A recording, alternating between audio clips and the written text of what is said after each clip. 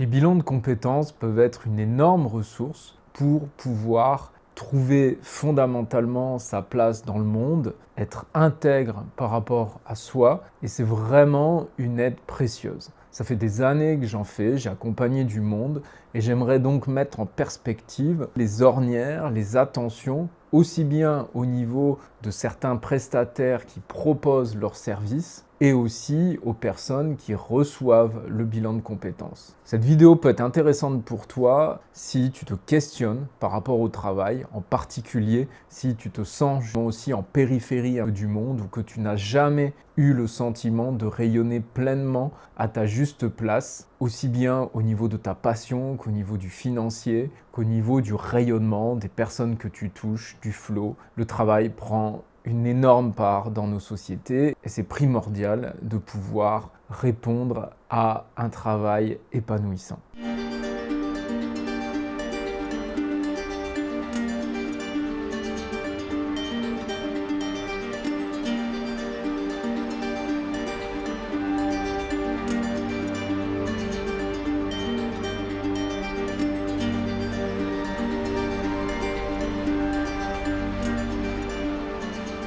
Le bilan de compétences aujourd'hui, c'est vraiment un bilan de compétences augmenté. Les bilans de compétences qui fonctionnent, on est bien loin d'être d'une certaine manière au niveau des compétences, des capacités que tu peux avoir, que tu as acquises.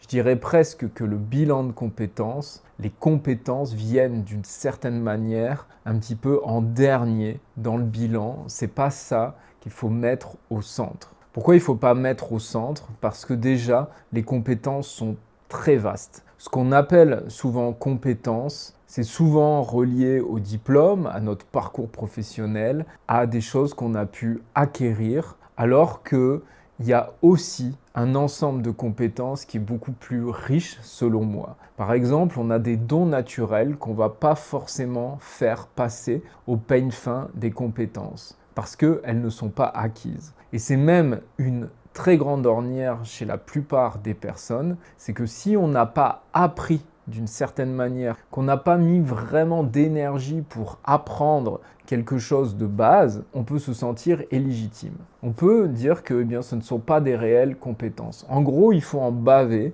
il faut pouvoir être dans le dur, travailler beaucoup pour acquérir des compétences. Si vous avez un don, si tu as un don, qu'il y a quelque chose que tu fais naturellement, ça peut être déjà quelque chose que tu n'arrives pas à voir et que les autres personnes ne vont pas forcément valoriser parce que tu n'as peut-être pas appris, tu n'as pas acquis ces compétences après un parcours qui va de A à B pour les acquérir. Donc, au niveau des compétences, déjà, on a des ornières. On parle de hard skills, de soft skills. Les soft skills, c'est notre manière d'être. On parle aussi d'une intelligence souvent dans les compétences qui est très centrée sur le logico-mathématique alors qu'il y a beaucoup d'autres intelligences, notamment avec les travaux d'Howard Gardner qui parle de 9 types d'intelligence et ça fait aussi partie des compétences. Et ces intelligences multiples qui sont différentes, par exemple, on peut être intelligent parce qu'on se pose des questions sur le monde. C'est justement beaucoup de personnes qui sont en décalage avec le monde. Il y a beaucoup un questionnement existentiel et vous pouvez en faire complètement votre travail. Mais peut-être que si vous faites un certain bilan de compétences avec une ornière compétences acquises, apprises, diplôme, compétences transférables, vous allez complètement passer à côté de cette dynamique. Donc les compétences, elles s'étalent et d'une certaine manière, elles sont reliées à beaucoup d'autres choses qu'on ne va pas forcément toujours appeler compétences. Le sens de ton identité, qui es-tu vraiment? Qu'est-ce que tu es venu faire ici dans le monde? Qu'est-ce qui te relie à la dimension parfois qu'on appelle mission de vie, au transpersonnel?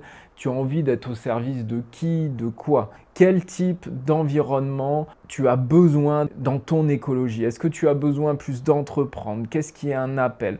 Donc bien entendu qu'il y a des compétences et que quand on fait des reconversions professionnelles, un bilan, des moments on ne peut pas toujours ouvrir une page blanche. C'est que bien entendu on a besoin de compétences, mais c'est important aussi de viser du assez long terme pour pouvoir être dans une forme d'apprentissage. Et je dirais que la clé d'un bilan de compétences, c'est surtout de trouver la motivation et après de pouvoir poser éventuellement des jalons si notre destination est lointaine. Aujourd'hui, la plupart des bilans que je fais, les personnes ont entre 25, 30 ans, 35 ans, 40 ans. Il y en a aussi qui sont un peu plus âgés, mais en règle générale, le bilan se fait aujourd'hui beaucoup en début de carrière ou en milieu de carrière. Et il y a des années devant toi, devant les personnes qui se font accompagner, et c'est important de ne pas viser que le court terme.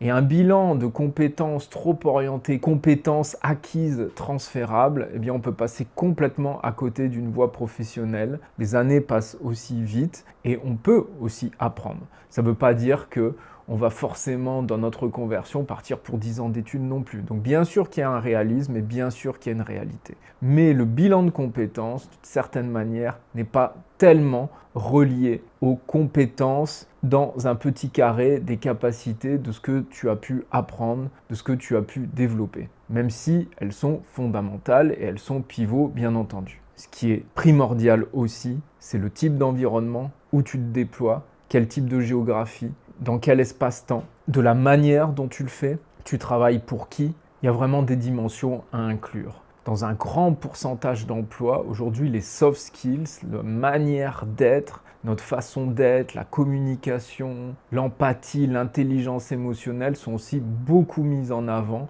plus parfois que nos compétences vraiment strictes, nos compétences acquises, techniques. Parce que dans de nombreux métiers et dans de nombreuses voies, pas toutes bien sûr, on peut apprendre et acquérir ces compétences. Donc le contenant est souvent plus important que le contenu. Ton contenant, ce que tu es, ta capacité à être relié et ta connexion sont parfois beaucoup plus importantes que fondamentalement ce que tu sais faire ou ne pas faire ou qui n'est pas encore forcément acquis. Le deuxième point, c'est que en général, on propose des bilans de compétences un petit peu à tout va. Mal-être professionnel égale bilan de compétences. Il faut faire le bilan pro pour t'apporter ce dont tu as besoin. Même si dans la plupart des cas, c'est vrai, il y a beaucoup de personnes qui se retrouvent à faire un bilan de compétences et qui ont besoin d'autres choses, d'autres éléments.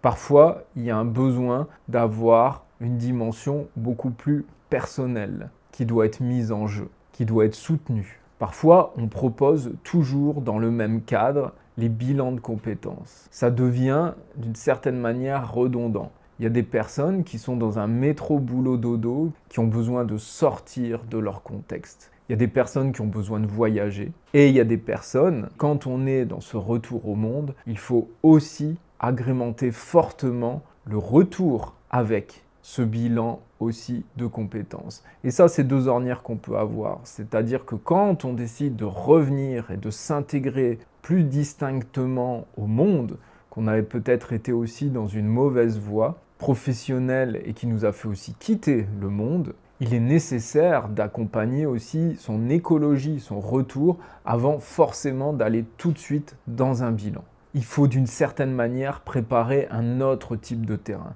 Donc il y a des personnes pour qui ça fonctionne très bien le bilan de compétences, mais spécifiquement quand on est en périphérie du monde, c'est essentiel de pouvoir tracer un chemin global avec beaucoup plus de dimensions que simplement la dynamique professionnelle. Et en même temps, la dynamique professionnelle est aussi centrale. Donc aller dans un retour au monde sans aller visiter et voir le monde professionnel, c'est aussi une certaine ornière. La troisième ornière perceptuelle qu'on peut avoir et dans le concret, on va se concentrer dans un bilan sur ce qui a été fait, c'est-à-dire plutôt sur le passé. Bien entendu, une nouvelle fois, c'est important puisqu'on peut diagnostiquer ce qui a été fait.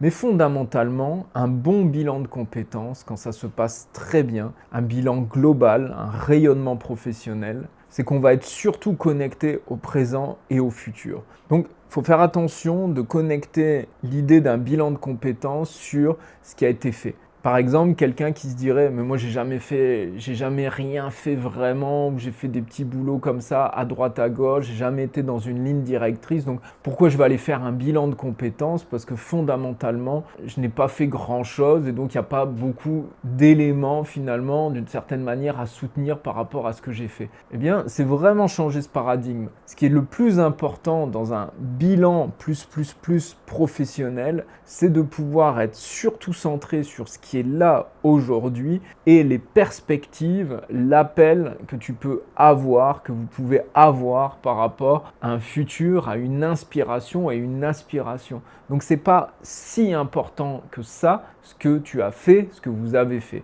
Mais ça peut être aussi primordial si on a eu 10 ans, 15 ans, 20 ans de carrière et qu'on a envie d'être dans un bilan d'affinage d'une certaine manière, où on n'a pas envie de tout transformer. Et donc, bien entendu, là, on se concentre aussi fortement sur le passé. Mais c'est oublier que même si ton parcours professionnel n'a pas été d'une certaine manière mirobolant jusqu'à maintenant, c'est pas grave, et faire un bilan approfondi, c'est surtout aller toucher ton présent, ta présence et ton mouvement de vie. La quatrième ornière, j'en ai déjà parlé, c'est le fait de voir un bilan professionnel que sur la dimension pro. Et donc, c'est beaucoup plus important d'avoir un bilan à 360 degrés avec aussi des cycles, c'est-à-dire quel cycle du moment est là pour toi. Et on peut être trop focalisé en gros sur un système volontaire, sur quelque chose. On fait le bilan, on voit ce qui est là, c'est quoi qui est intéressant de faire, de ne pas faire, et on oublie d'une certaine manière l'énergie dans laquelle la personne est. Et dans certains cas, on attire des gens dans un bilan alors que ce n'est pas leur cycle du moment.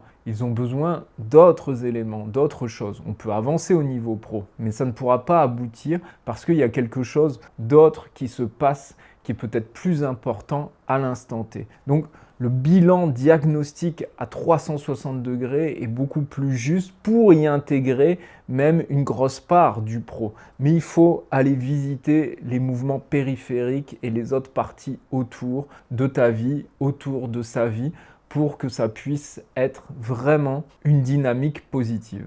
La cinquième ornière, c'est qu'on met beaucoup trop en avant, selon moi, la viabilité du marché, c'est-à-dire que pour choisir son orientation professionnelle, on s'intéresse à ce qui est là au niveau du marché. Une nouvelle fois, bien sûr qu'il faut le faire, mais c'est trop mis en avant. C'est trop mis en avant parce qu'on vit aussi dans un système où il y a beaucoup d'incertitudes. Donc ce qui est vrai aujourd'hui ne va même pas être forcément vrai à 1 an et demi, à 2 ans. On peut faire des perspectives, des projections qui vont être complètement erronées parce qu'on vit dans ce monde vulnérable, incertain, complexe, avec beaucoup d'ambiguïté. On a des statistiques quand on nous dit dans 5-6 ans, 80% des métiers qui seront là ne sont pas connus aujourd'hui. Ça peut être vertigineux. Et en même temps, c'est un possible futur qu'on a aussi à créer. Allez voir donc le marché du travail, oui, mais c'est beaucoup plus juste en termes de jalons. C'est-à-dire que l'idée, c'est d'aller ouvrir une perspective la plus idéale possible, hors marché du travail. Parce qu'on pense souvent s'intégrer dans le monde professionnel alors qu'on a à créer le monde professionnel.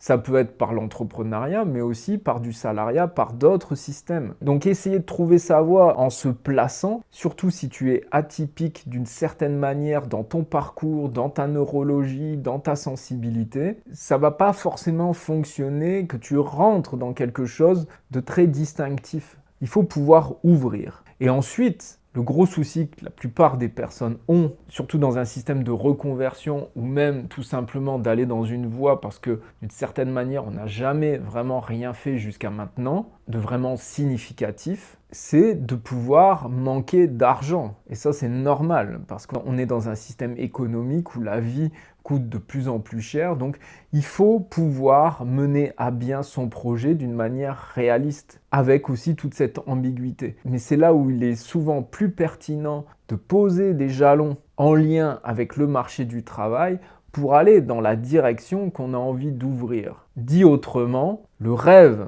professionnel que l'on a n'est pas forcément en lien avec le marché du travail actuel, et c'est souvent un chemin et un cheminement qui est assez long à construire où on ouvre aussi de nouvelles portes et de voir dans ce cheminement quels sont les jalons concrets réalistes où on peut avoir une rémunération ou aider à construire notre projet pour payer nos factures et en même temps ouvrir vers la profonde destination de ce rayonnement professionnel qui t'est singulier et unique. Si tu souhaites davantage rayonner dans le monde et que ces mots résonnent, je t'invite à réserver un entretien offert pour qu'on discute de où tu en es, de ton cycle, du moment. Merci pour ton écoute et je te dis à bientôt.